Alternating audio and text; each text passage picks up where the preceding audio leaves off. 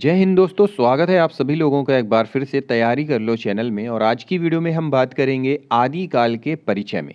तो यहाँ पे हम आदिकाल को देखेंगे, कितने भागों में आदिकाल को बांटा गया है, कौन कौन से साहित्य हैं, उन साहित्य की प्रमुख रचना, प्रमुख कवि कौन कौन से हैं, जैन साहित्य, नाथ साहित्य में कौन कौन से जो नाम हैं 84 सिद्धों में या फिर नवनाथों में, उनके नाम देखेंगे।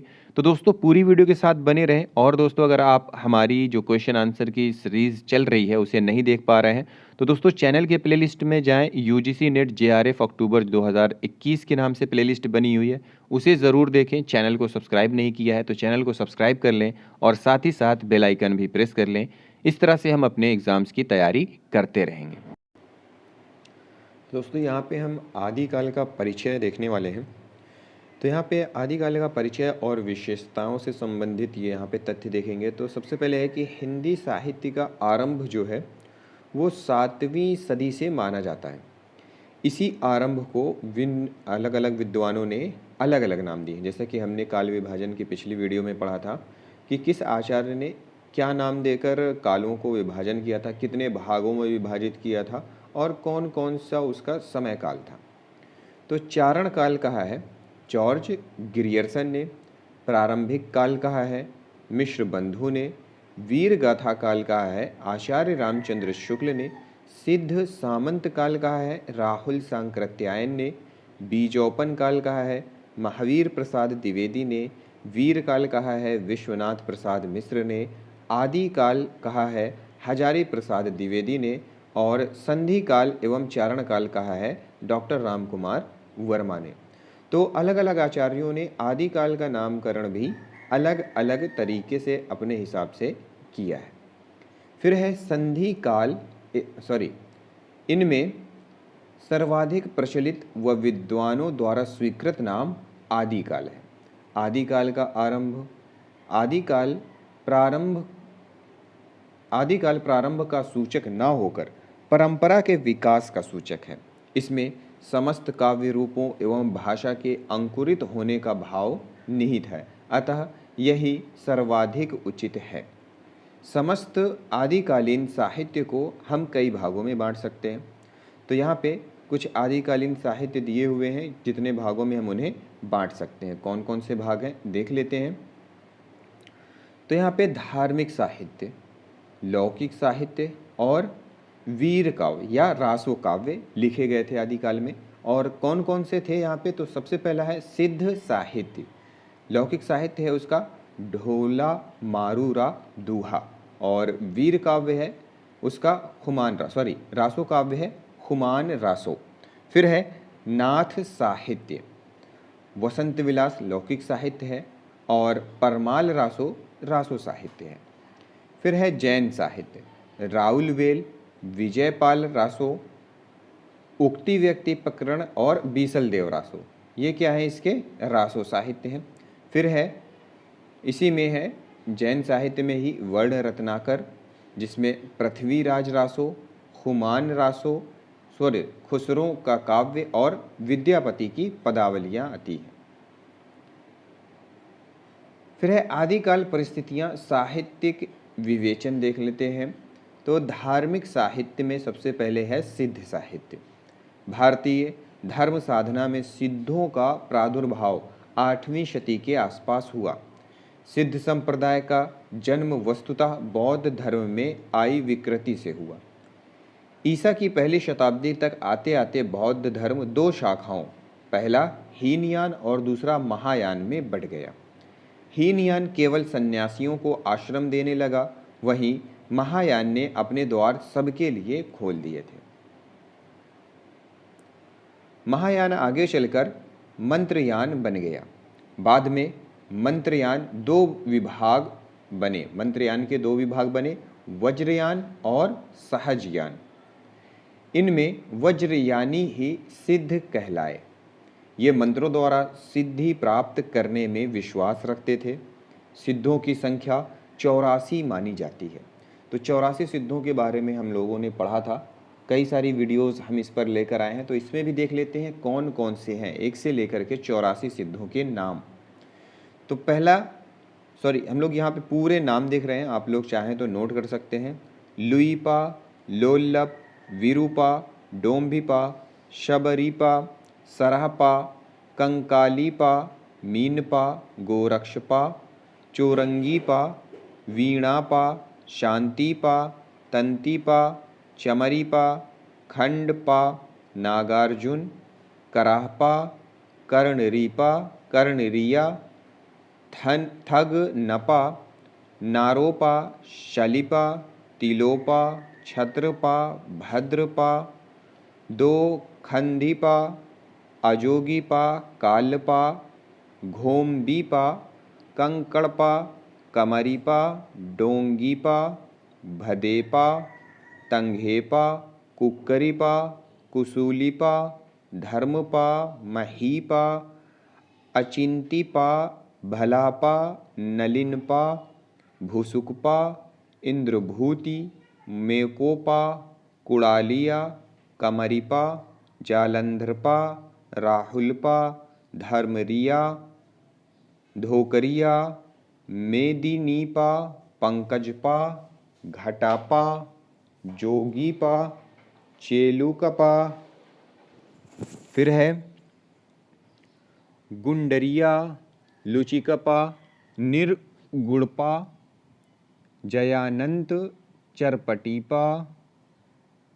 60वां है चंपकपा, भीकनपा, भलीपा, कुमरिया, जबरिया, मणिभद्रा, मेखला, खनकलपा, कलकलपा, कंतिलिया, धहुलिपा, उधलिपा, कपालपा, किलपा, सागरपा, सर्वभक्षपा, नागोबोधिपा, दारिकपा, पुतलीपा, पनहपा, कोकालीपा, अनंगपा, लक्ष्मीकरा, समुदपा और 84वें हैं भलीपा।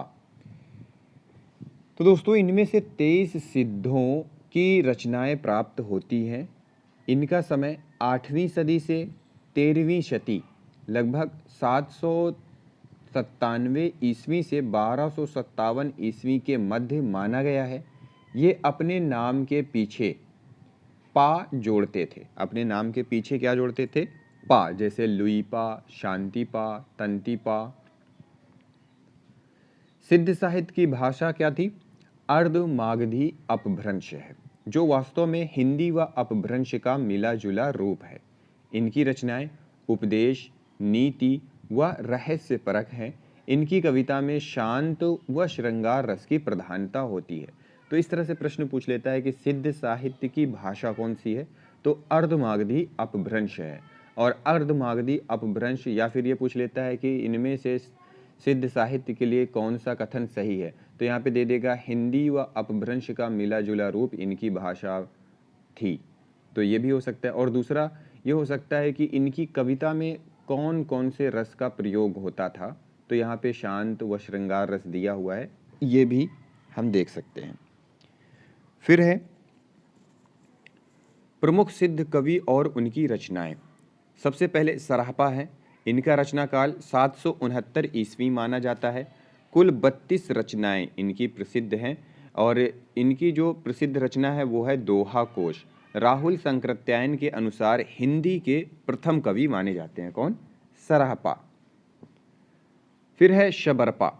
रचना काल 780 ईस्वी। प्रसिद्ध रचना है चर्यापद। लुईपा शबरपा के शिष्य हैं। रहस्य भावना की प्रधानता इनकी रचनाओं में होती थी। फिर है डोम्भिपा। डोम्भिपा का रचना काल है डोम्भिपा का रचना काल है 840 ईस्वी। कुल ग्रंथ इनके 21 हैं। प्रसिद्ध जो ग्रंथ है वो है अक्षरा द्विपोकोश, योगचर्या व डोम्भी गीतिका। कन्हपा है, रचना काल 820 ईस्वी। कुल ग्रंथ 74 हैं। कुक्कुरीपा धार्मिक साहित्य कुक्कुरीपा।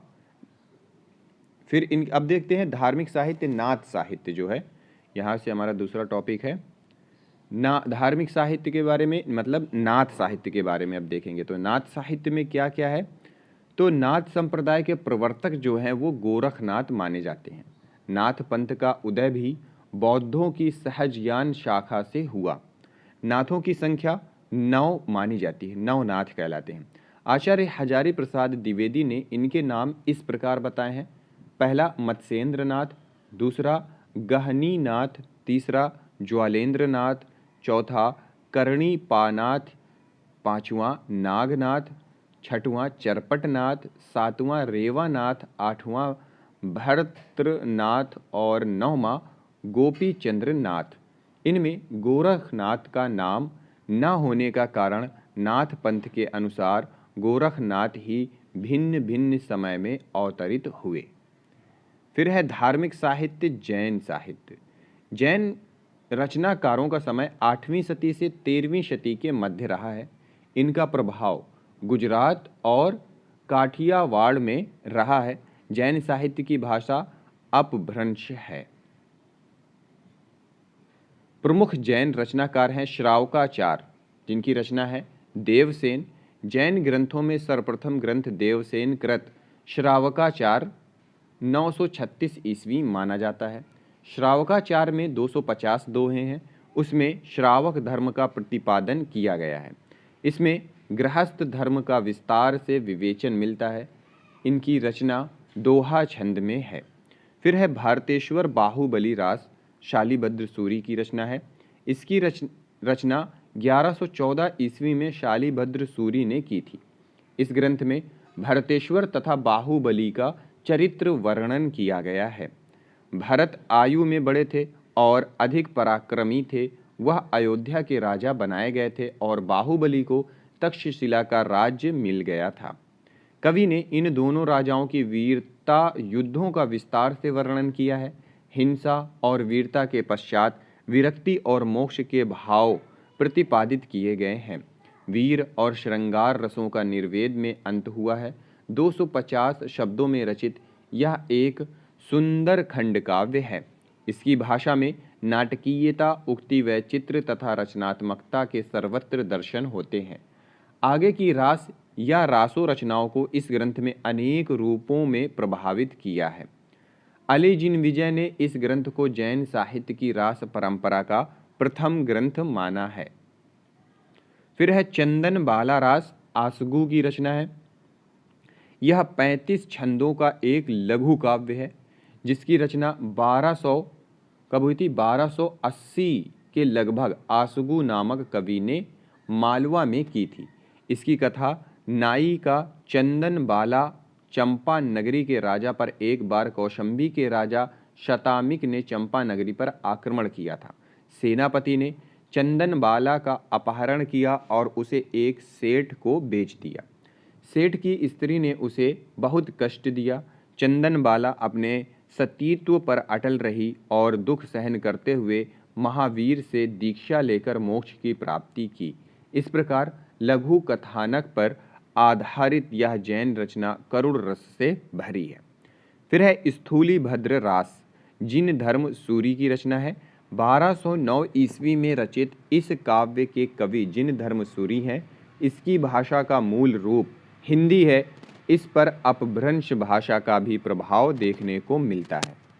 फिर है रेवंत गिरी रास, कवि विजय सेन सूरी की रचना है। यह 1228 में लिखी गई रचना जैन तीर्थकर का महत्व प्रतिपादित किया गया है। इसमें गिरिनार के जैन मंदिरों के पुनरुद्धार की कथा है। यह रचना 4 कड़वा को भी विभक्त है। फिर है नेमिनाथ रास, सुमति गनी की रचना है। इस नेमिनाथ रास, इस काव्य की रचना सुमति गनी ने 1231 में की थी। 58 छंदों में की इस रचना में कवि ने नेमिनाथ का चरित्र सरल शैली में प्रस्तुत किया है।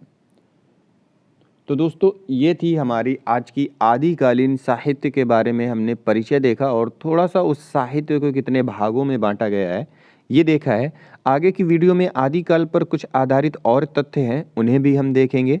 तो इसी तरह से इसके क्वेश्चंस आंसर भी करेंगे। और दोस्तों, हमारी जो क्वेश्चन आंसर की सीरीज़ चल रही है उसे भी आप देखते जाइए। तो चलते मिलते हैं अगले वीडियो में अगले टॉपिक के साथ। इस वीडियो को देखने के लिए बहुत बहुत धन्यवाद।